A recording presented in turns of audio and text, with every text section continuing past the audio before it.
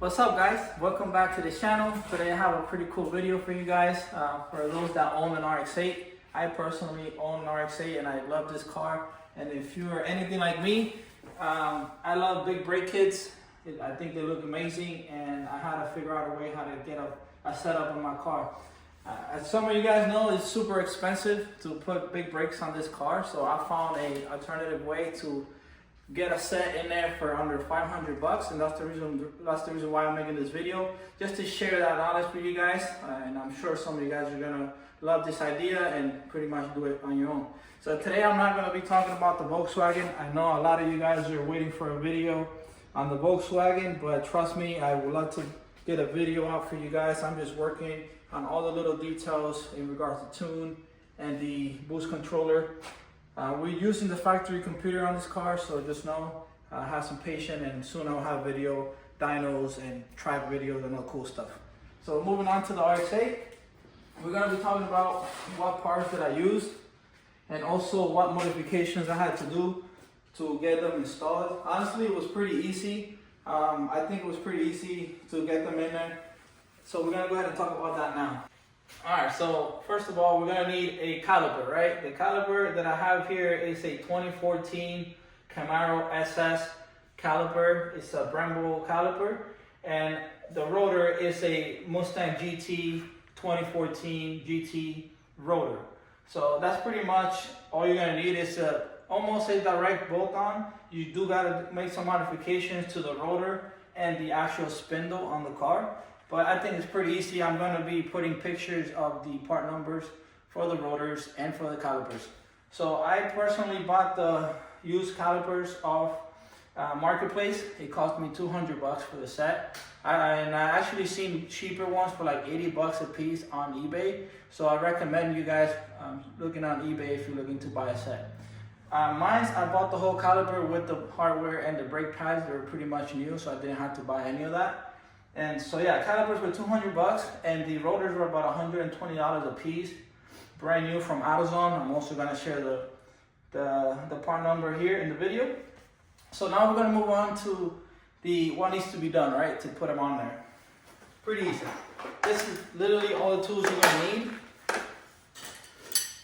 to get this job done, right? Don't look like a whole lot. Obviously, you need to get your wheel out. You're gonna have to get all your stuff out. And you're gonna need to remove the wheel bearing. The reason why you're gonna have to remove the wheel bearing is because the skid plate or the dust plate on the back is no longer gonna be able to work with this massive rotor. So you technically have to delete the dust plate. For me, it wasn't a big deal, so I just took it off. And now, the first modification you wanna do is to the actual rotor. And you wanna put the rotor on a vise, so it's kind of facing vertically. And you're gonna start grinding on the inner hole just a little bit. It's literally 1 millimeter that you have to grind out. It's not a whole lot, so I use this tool right here. This guy. You just start working your way in circles. Again, it's not a whole lot. You're gonna see it looks a little bit intimidating, but once you start doing it, you're gonna see that it goes quite fast. So you're gonna take away about 1 millimeter. Now, a tip that I have for that is you want to remove your wheel bearing, right? And you want to put the wheel bearing, like once you start cutting, so you can have a precise cut, you want to put the wheel bearing from the backside on the rotor. Once you start grinding away, you want to test fit that wheel bearing multiple times. So you make sure you don't want to go too much, and you want to just be on the money. That's the trick that I recommend. If you do it the opposite way on the front side, you're gonna end up grinding away too much, because the actual wheel bearing has like an edge to it that the back of the rotor will also have that concave. So you want to use the wheel bearing as a reference on the back side of the rotor and start grinding away.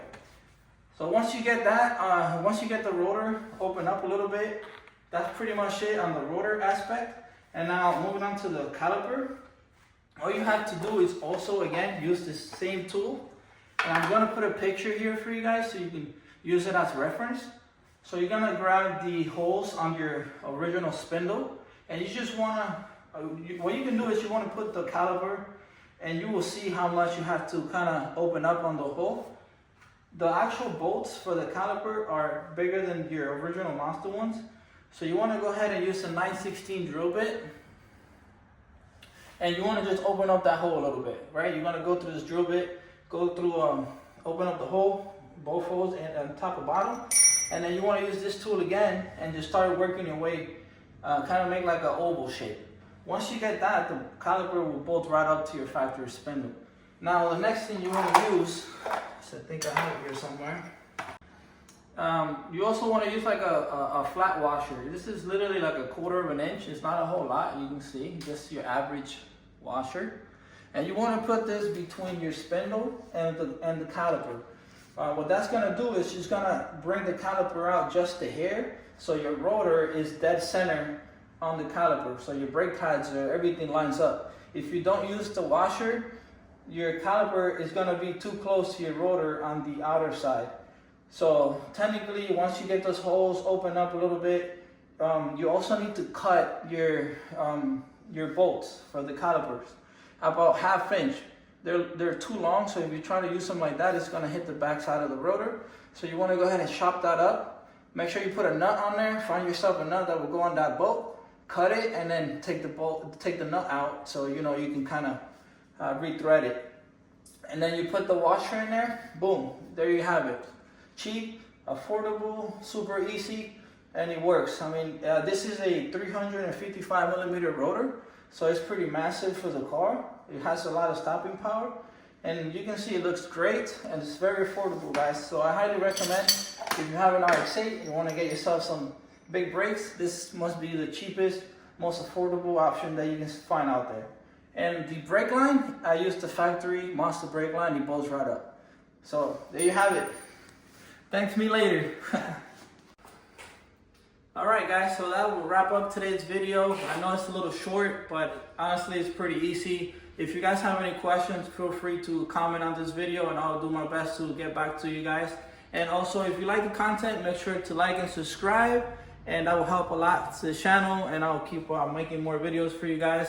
And see you in the next one.